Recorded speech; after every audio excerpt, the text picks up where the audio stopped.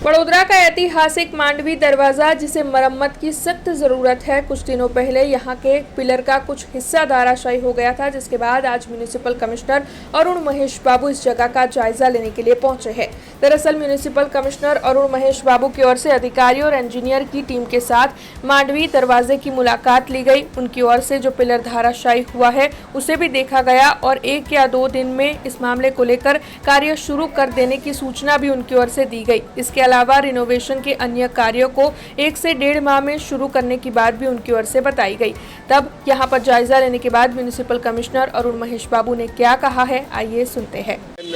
વરસાદના માહોલ છે અને આ માંડવી ગેટનું ઘણા દિવસોથી આપણે રેસ્ટોરેશન કરવાની પ્રયત્ન કરી રહ્યા છે।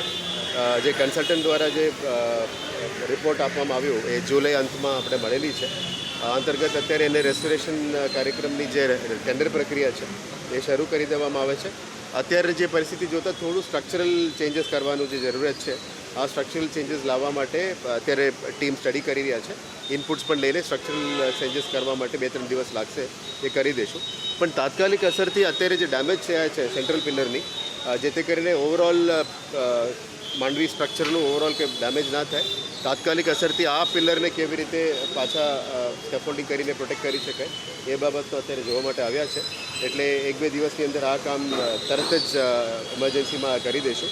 પછી ટેન્ડરનું જે પ્રક્રિયા છે એ પ્રકારનું જે કામ જે આવશે એ આખું જે રેનોવેશનનું અને રેસ્ટોરેશનનું કામ છે, રેનોવેશન નહીં રેસ્ટોરેશનનું કામ જે છે એ પણ આવનારા દિવસોમાં કરી આપવામાં આવશે। અને અત્યારે એ પણ અમે નક્કી કરીએ છીએ કે આ વિસ્તાર જે મંદિરની દર્શન માટે લોકો આવે છે થોડું આમ બાજુ ના જાય એટલા માટે થોડું રેસ્ટ્રિક્શન્સ કરાવીશું અને બહાર પણ બેરિકેડિંગ વધારીશું, જેથી કરીને લોકોનું કંઈ જોખમી ના થઈ જાય। થોડું ધાર્મિક આસ્થા છે એટલે એને ડિસ્ટર્બ નથી કરતા અમે, પણ આ બાજુ કોઈ પબ્લિક ના જાય એ અમે વિનંતી કરીએ છીએ। એટલે ડેપ્યુટી કમિશનર ઝોન તરફથી નોટિસ પણ કરવામાં આવશે। ટ્રાફિક સાથે પણ વાત કરીશું અને પોલીસ કમિશનર જોડે તો ચર્ચા ચાલી જ રહ્યા છે।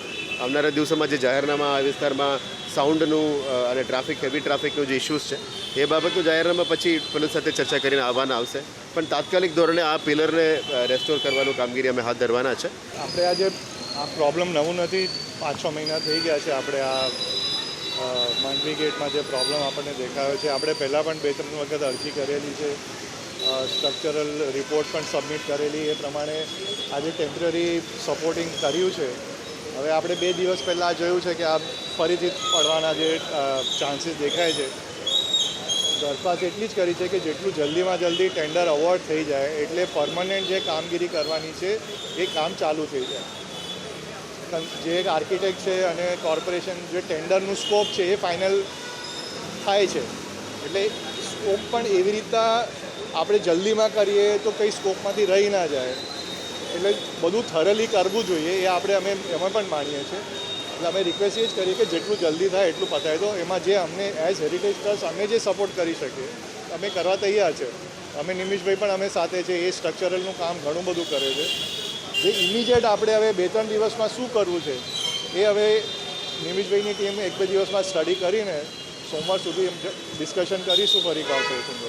हमसे जुड़े रहने के लिए हमारे YouTube चैनल को सब्सक्राइब करें और नई वीडियो की नोटिफिकेशन के लिए बेल आइकॉन को दबाएं।